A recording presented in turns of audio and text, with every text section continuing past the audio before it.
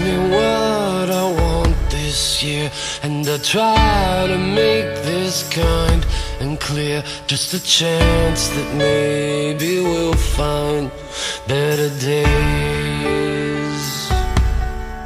'Cause I don't need boxes wrapped in strings and designer love and empty things. Just a chance that maybe we'll find better days.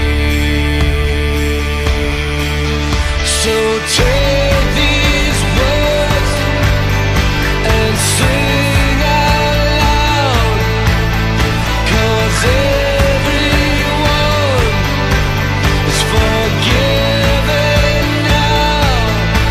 'Cause tonight's the night the world begins again.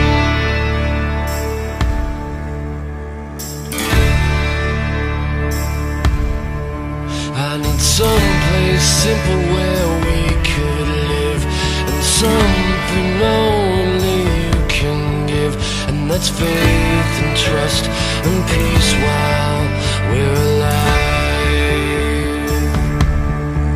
And the one poor child who saved this world, and there's 10 million more who probably could, if we all just stopped and said a prayer for them. So take these words and sing out loud, 'cause everyone is forgiven now. 'Cause tonight's the night the world begins again.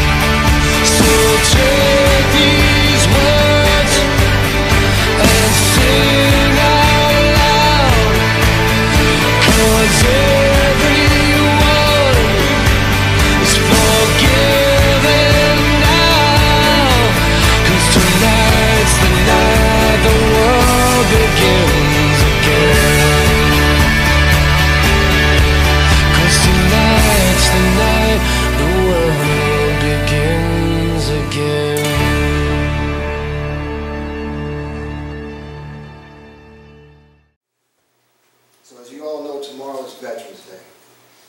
And throughout the nation and around the world, wherever our nation's flag flies, people will stop and pause and honor the freedoms that we have here. The people have paid the price for the freedoms that we can enjoy right here in the United States.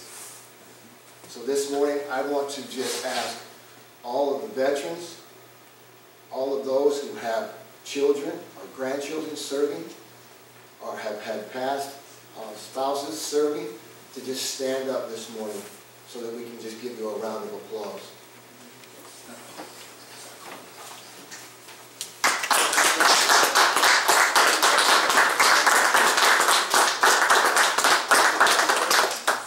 Yeah, it's very special. I served myself in the Air Force, and it's not a duty, it's just something that you have in your heart. I guess you can call it patriotism, but it's something that you just have in your heart. Yes. Back in my day, we got drafted. Yeah, let's not forget about the draft. Me, they didn't catch me.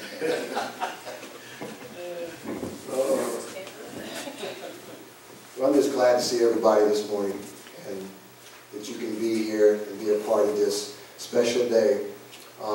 Veterans Day is very special. On November 19th, 1863, President Abraham Lincoln stood on the battlefield at Gettysburg to dedicate a portion of that land as a national cemetery. Now, the featured speaker of that day was Edward Everett, who was possibly the greatest classical speaker of his time. He was a former United States Senator, governor of Massachusetts, and president of Harvard University.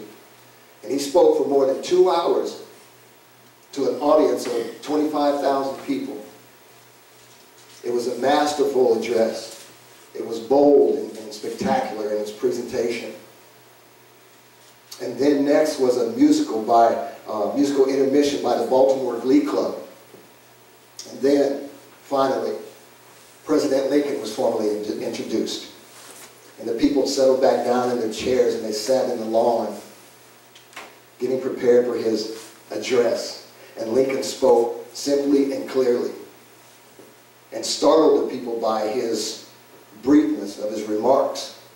Now, many of you may know this. If you're history buffs, you may know this already, but I just want to just give a little portion of what he said. And after he opened with his opening sentences, he said, "We are met on a great battlefield of that war. We have come to dedicate a portion of that field as a final resting place for those who here gave their lives that that nation might live. It is altogether fitting and proper that we should do this.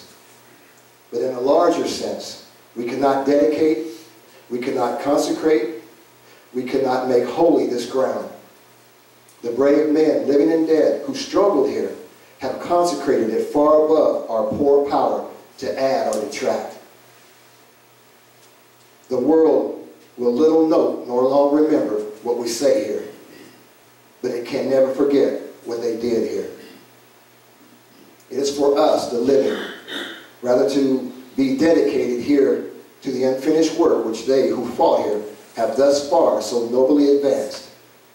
It is rather for us to be here dedicated to the great task remaining before us, that from these honored dead we take increased devotion to that cause for which they gave the last full measure of devotion. That we here highly resolve that these dead shall not have died in vain. That this nation under God shall have a new birth of freedom, and the government of the people by the people, for the people, shall not perish from the earth." Gettysburg is not alone in our memory. I think of the battle places at Valley Forge and Flanders Field, Omaha Beach, Iwo Jima, Pork Chop Hill, Hamburger Hill, and Desert Storm.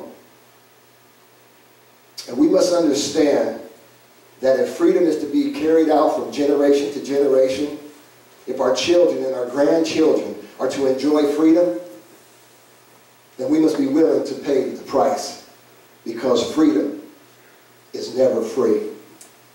And that's today's message, if you want to pull your notes out.